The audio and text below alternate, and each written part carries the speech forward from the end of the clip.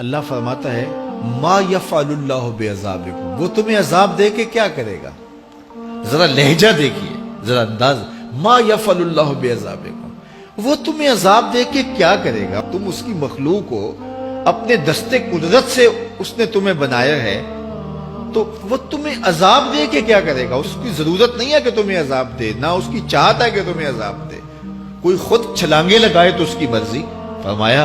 کہ ما یفعل اللہ بعذابکم، وہ تمہیں عذاب دے کے کیا کرے گا؟ ان شکرتم وآمنتم، اگر تم شکر ادا کرو اور ایمان لاؤ تو وہ تو قدردان ہے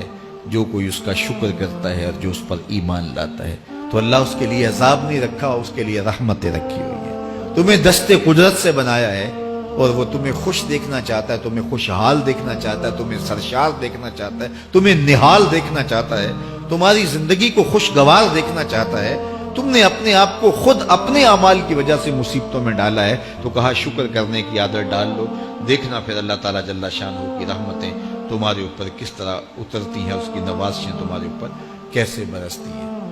توکل اگر ہم سیکھ جائیں تو توکل ایک ایسی دولت ہے کہ جو خوشحال زندگی کی ضمانت بنتی۔ جب ہم اللہ پر توکل نہیں کرتے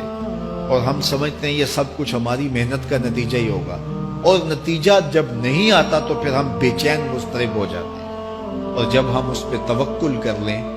تو پھر ہمارا صرف اتنا ہی کام ہے کہ میاں ہم یہ کام کر رہے ہیں، بس یہ حکم، ہم بیج بو رہے ہیں، بس یہ حکم ہے اور بو رہے ہیں، باقی اس پہ بھروسہ ہے، یہ کام اس کا ہے کہ اس نے اس کو اگانا ہے، اس کے اوپر پھل لگانے ہیں۔ تو جب اس پہ توکل ہو جائے تو بندہ سوکھا رہتا ہے، ورنہ بندہ مشکل میں مبتلا ہو جاتا ہے۔ بسا اوقات ایسا ہوتا ہے کہ بندہ ایک منصوبہ تیار کرتا ہے، اس کا عملی نتیجہ اس کو سامنے نظر آ رہا ہوتا ہے، لیکن نتیجہ بالکل الٹ جاتا ہے۔ سید علی المرتضیٰ فرماتے ہیں میں نے اپنے ارادوں کی شکست سے ہی اپنے رب کو پہچانا ہے، کہ میں ایک منصوبہ تراشتا ہوں کہ یہ اور یوں ہوگا اور وہ ہونا چاہیے، لیکن نتیجہ وہ نہیں آتا، تو کوئی طاقت ہے اس کا جو نتیجہ بدل دیتی ہے۔ تو بندہ اس طاقت پہ یقین کرتے، اس پہ توکل کر کے جو ہے وہ اس پہ بھروسہ کر لے تو زندگی سوکھی ہو جاتی ہے۔ مغرب میں جو اللہ پر یقین نہیں رکھتے وہ خودکشی کر لیتے ہیں کہ یہ کیوں ہو گیا، ایسا نہیں ہونا چاہیے تھا، لیکن ہم خودکشی اس لیے نہیں کرتے، ہم کہتے ہیں میرا رب جس طرح چاہے اس طرح ہی ہوتا ہے، جو اس نے طے کیا ہوا ہے وہ کر کے رہتا ہے۔ اس لیے تم اس پہ توکل کر لو اور اس پہ بھروسہ کرو۔ حضور علیہ الصلوۃ والسلام نے فرمایا لو انکم توکلون علی اللہ حق توکلہ، اللہ پر توکل کرنے کا جو حق ہے اگر تم وہ ادا کر دے تو فرمایا اللہ تمہیں ایسے رزق عطا کرے جیسے پرندوں کو عطا کرتا ہے۔ ہمارا تو کاروبار ہے، یہ فیکٹری ہے، یہ دکان ہے، یہ ہماری نوکری ہے،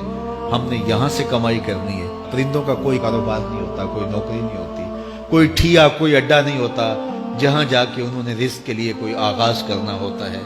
بلکہ حضور نے فرمایا تغدو خماسا وتروح بطانا،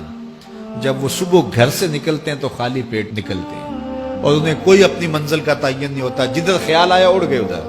لیکن کبھی ایسا نہیں ہوا کہ شام کو خالی پیٹ واپس آئے ہوں، کہا وہ پیٹ بھر کے آتے ہیں۔ باہو بولے بن توکل پنچھی اڑ دے، خرچ نہ پلے زیرہ ہو، جب گھر سے اڑتے ہیں تو ان کے پلے نہ کوئی خرچ ہوتا ہے، نہ راس المال ہوتا ہے، نہ کوئی اوزار ہوتے ہیں، نہ کوئی ہتھیار ہوتے ہیں، کچھ بھی نہیں ہوتا، یوں ہی گھر سے نکلتے ہیں، کبھی بھی خالی پیٹ نہیں آئے۔ فرمایا اگر اللہ پہ پرندے توکل کر لیں تو اللہ اسے بھی عطا کرتا ہے، تم توکل کرو گے تو تمہیں عطا نہیں کرے گا،